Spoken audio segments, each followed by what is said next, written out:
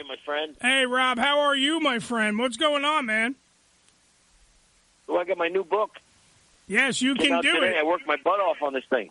Yes, you can, by the way, for everyone listening at home, you can do it. Speak Your Mind America is Rob Schneider's new book. I am ecstatic to have Rob on the show today. Because Thank you, Eddie. Thank you. I'm a huge fan. I also love what you stand up for. I love that you are trying to get America to, speak their mind, get them to, actually have free speech. You're fighting for free speech, which is something that I hold near and dear to my heart. So you, sir, I love that the stance that you're taking, and this book comes out today, flying off the shelves. It's going to be amazing. I do have a bunch of questions for you, though. I do have to get this in. I know we don't have a lot of time, so if you will appease me, let me throw some stuff out. Yeah. What do you got, brother? All right, brother. Now, all right, this thing I do have to get to you because to me it was the most important because it shows free speech. It shows the behind the scenes of Hollywood and everything else. You made worldwide news the other day talking about Will Smith. All right, and talking about you were in Australia, you were on a show, and you were talking about how you were behind the scenes with all the calamity that went on with the slap and everything else, and I know that you're close friends with Chris Rock. I know that you are, but that wasn't the only reason why you were stepping up. You came out and said, point blank, Will Smith's a twat and an asshole and another fraud. Can you go into that for a minute? Because that kind of blew everyone's mind. Well, I'm sorry. I mean, I really said everything I needed to say about that, Eddie. I don't think I need to elaborate. I mean, I think I've said my point. I know.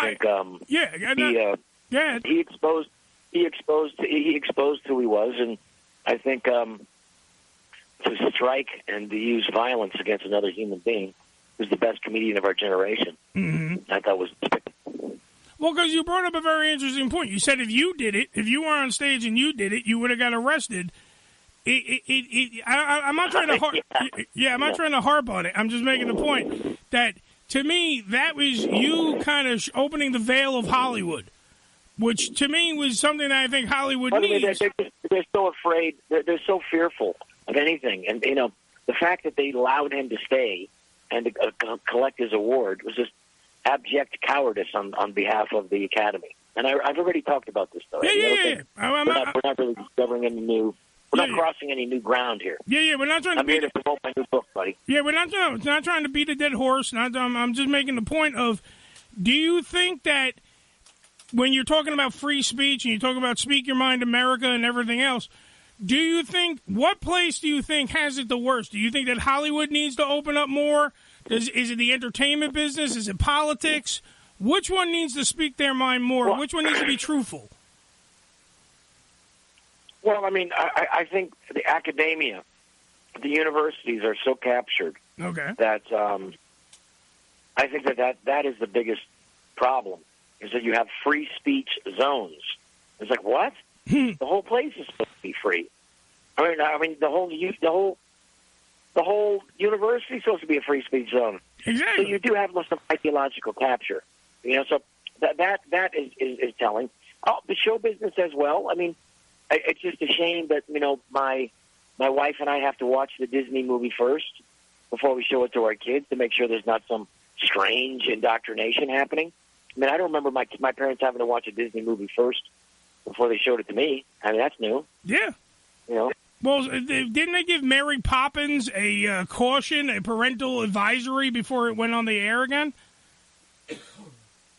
I don't, because of, I guess she's covered in soot, and there's someone saying that's black. Yeah, someone was saying blackface or something like that. Yeah, that's what I'm saying. Like, it seems like the world is screwy, and that's why your book, that's what I'm saying. You can do it, Speak Your Mind America. It's like stuff that needs to be said. How come, what do you think is the disconnect? Why are people so afraid to speak their mind, Rob?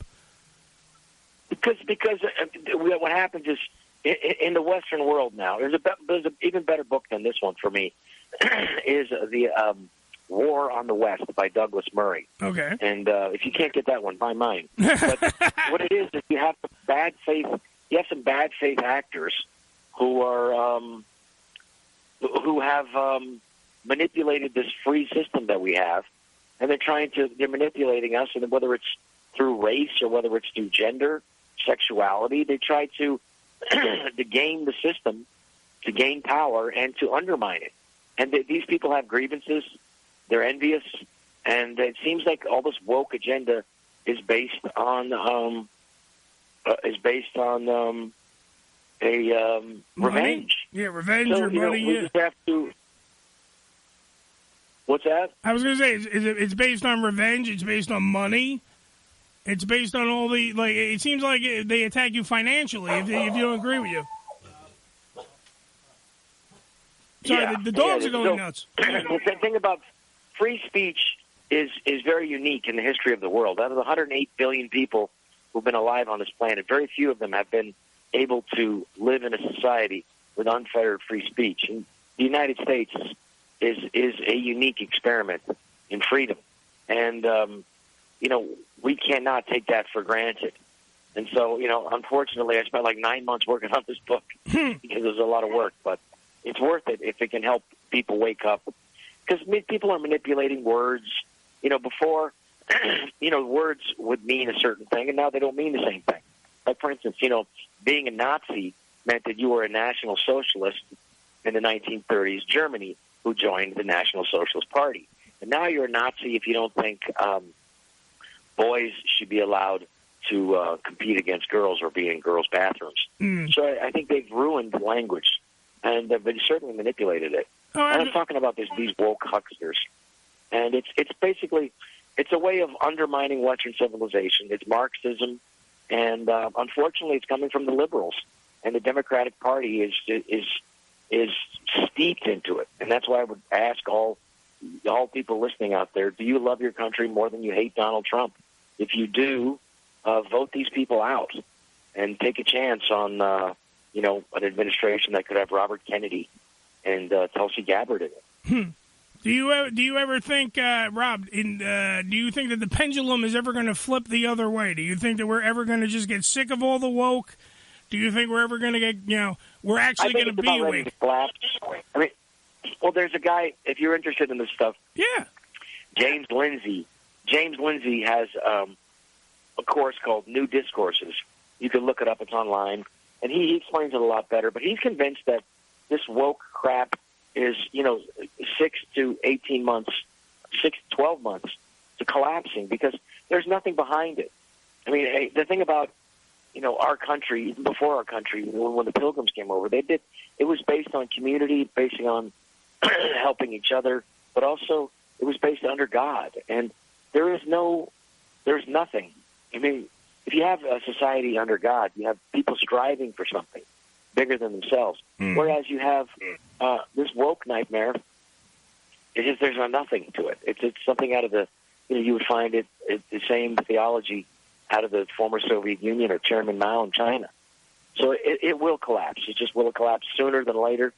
Will it collapse completely, all at once, or in fragments?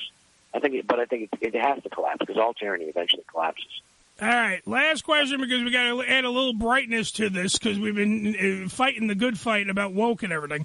All right, who on your lineage of Saturday Night Live was the worst guest host? Oh, they were all great. I don't have a worst one. I don't want to be negative. It was very ballsy to go on that show at any time, so I wouldn't want to make fun of anybody. There's some people that were better than others. I mean, Christopher Walken was just a guy who could have been an original cast member. Same with Tom Hanks and same with John Goodman. Alec Baldwin. These were guys who understood what they were doing, naturally funny and great performers. So, I mean, I was very lucky to be able to be on that show with Chris Farley, David Spade, Adam Sandler, Mike Myers, Dana Carvey, Phil Hartman. I mean, that's the murderer's row right there. Absolutely. It was one of the best casts. All right, by the way, I know we got to finish this up, so let's just finish it up in grand fashion. He has a new book out. This is Rob Schneider, who's on the phone with us. You Can Do It. Speak Your Mind, America. It is out today. You can get it. It is all over the place. Get it wherever you get your books. Rob, thank you for being on the show, sir. Thank you so much. I appreciate it. Thank you.